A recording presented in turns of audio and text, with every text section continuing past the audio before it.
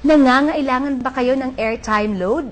Ang GCash ay pwede ring ipagpalit sa airtime load para gagamitin pang call o pang text. Mabilis at madaling gawin to, lalong-lalo na kung ang gagamitin ay GCash menu. Pumunta sa GCash menu at piliin ang Others. Maghintay lang ng sandali habang nagko-connect ang inyong mobile phone sa sistema ng Globe. May lalabas na menu. Piliin at buksan ang GCash load. Kung gusto nyong mag-convert ng GCash to load para sa inyong sarili, piliin ang Self.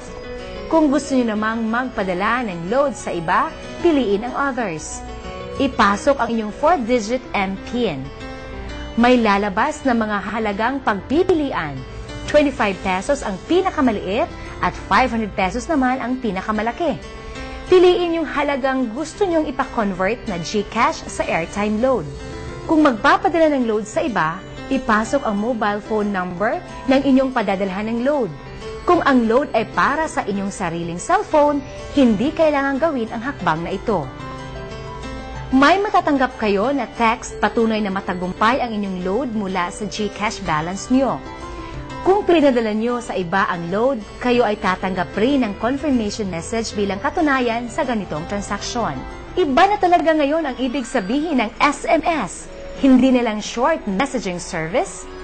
Ang SMS ngayon ay nangangahulugan ng send money, make money, and save money.